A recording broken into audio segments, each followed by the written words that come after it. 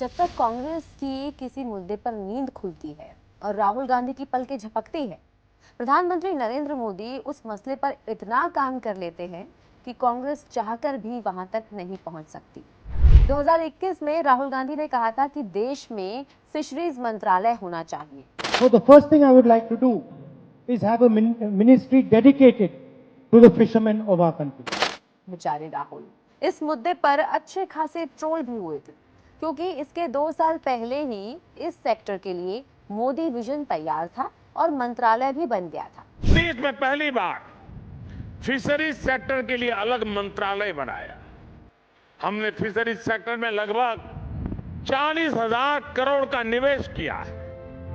इस वजह से 2014 के बाद से भारत में मछली उत्पादन 80% से ज्यादा बढ़ा है।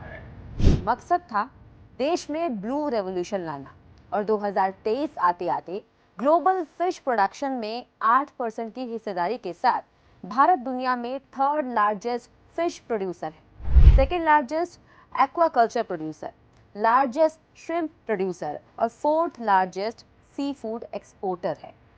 10 साल पहले तक किसी ने मछुआरों के बारे में सोचा तक नहीं था। सब कुछ पुराने ढंग से अनऑर्गेनाइज चल रहा था। लेकिन अब सरकार ने फिशरीज को भी फॉर्मल सेक्टर बना दिया है और एमएसएमई क्रेडिट लाइन के जरिए मछुआरों को लोन भी मिल रहे हैं।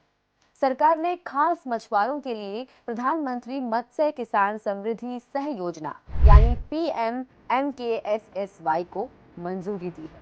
ये प्रधानमंत्री मत्स्य संपदा योजना के तहत 6,000 करोड़ रुपए की एक सब सेंट्रल स्कीम है।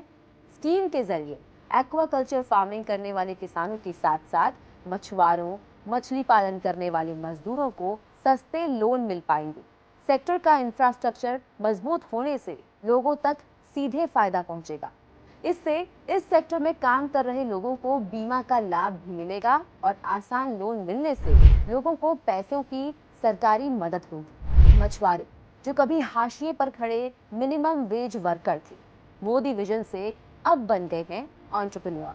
यही है 100% इंक्लूजन की मोदी गारंटी। यही है सबका साथ सबका विकास।